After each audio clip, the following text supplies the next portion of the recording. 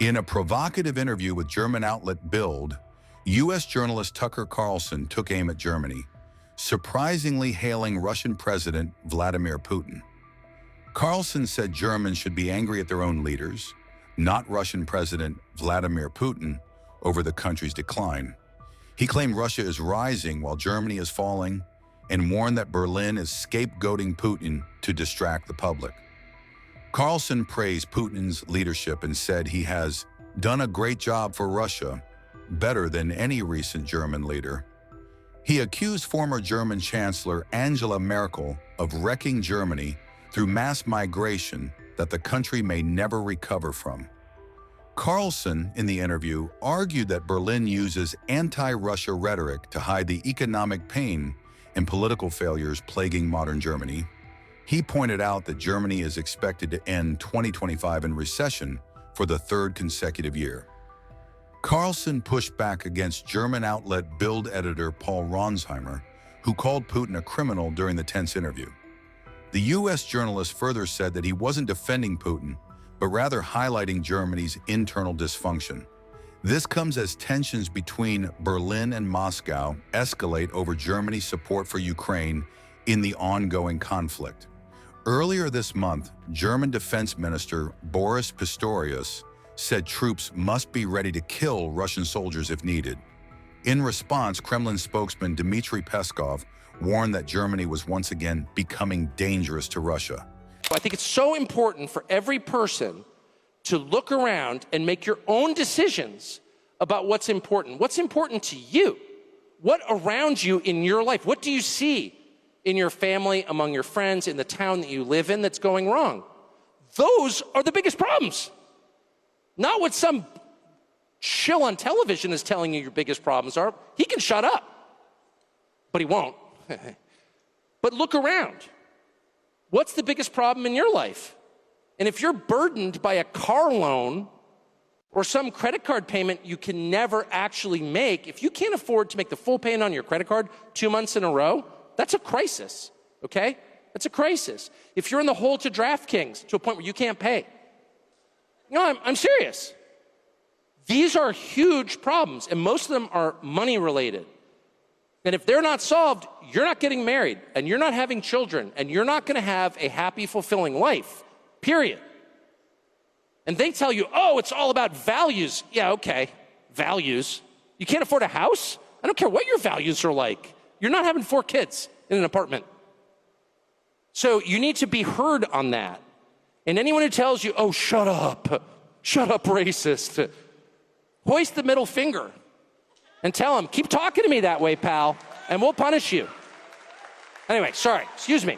Do we have any hostile questions about Qatar? Yes. Well, that's so nice. Tell your mom I love you or her. Okay, your mom does too. Any questions? Yes, sir. What do I think about amnesty for farm workers? I think it's the most grotesque thing I've ever heard. Are you joking? Amnesty for farm workers? We have like 60 million illegal aliens in the country. The country bears no resemblance to the country I grew up in, and it's not better, it's worse. Yell at Tucker. So I'm not gonna sit for another lecture from anybody telling me we need to import more people to write code or pick grapes or any other task.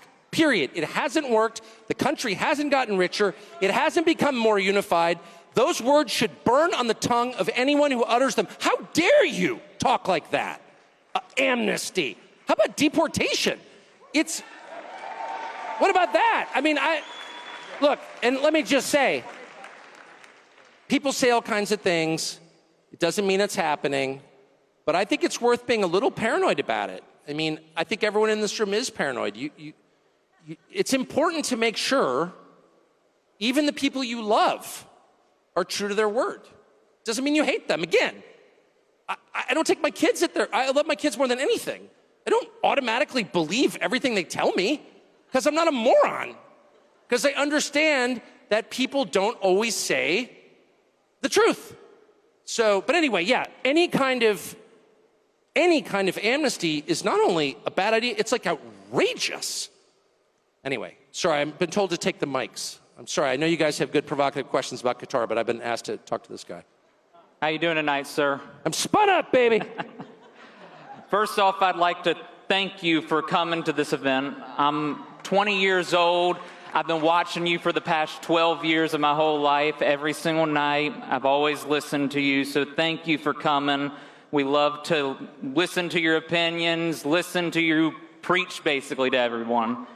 My question is, in your opinion, we have individuals in this country that are full citizens that are also full citizens of other countries.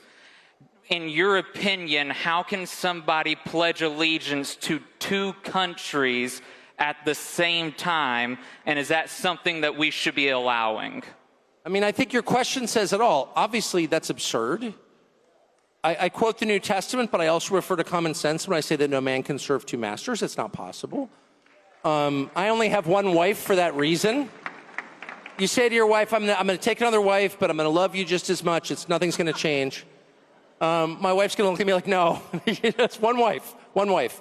Because you can only really pledge your loyalty to one person or one country. That's just a fact. And there's also a sense, and this is relevant to me, and I know you're speaking about Israel, but it's not just Israel, to be honest. I think it's a huge problem. I think anybody, by the way, who serves in a foreign military should lose his citizenship immediately. There are a lot of Americans who've served in the IDF. They should lose their citizenship. There's a lot of Americans who've served in Ukraine, and they should lose their citizenship. You can't fight for another country and remain an American, period. Obviously. I mean, it's like not even, it's so funny how all of us have been cowed into being like, oh, that's hate speech. No, it's not. You don't hear hate in my voice because there isn't any.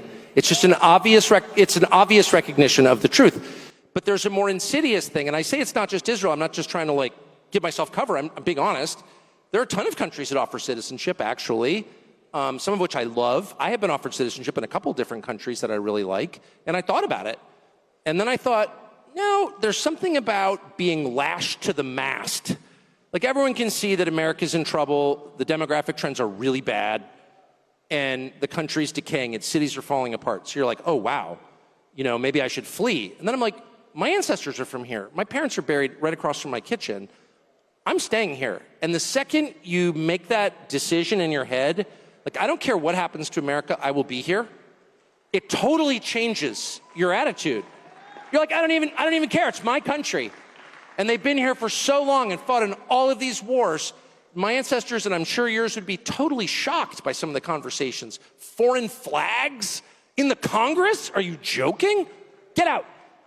And so, no, once you decide you're all in on your country, it really changes the way you approach everything. And by the way, it should be the baseline requirement. You shouldn't be allowed to serve in government if you're not a US citizen or you're a dual citizen. Are you joking? Of course not. And I would love to know what the justification is. And of course there isn't one, which is why they're allowed to just write you off as some sort of like freak, some internet freak, hater, Nazi, whatever. No, I'm not. Just an American who loves my country, and I think it's fair to demand that the people running my country love it every bit as much as I do.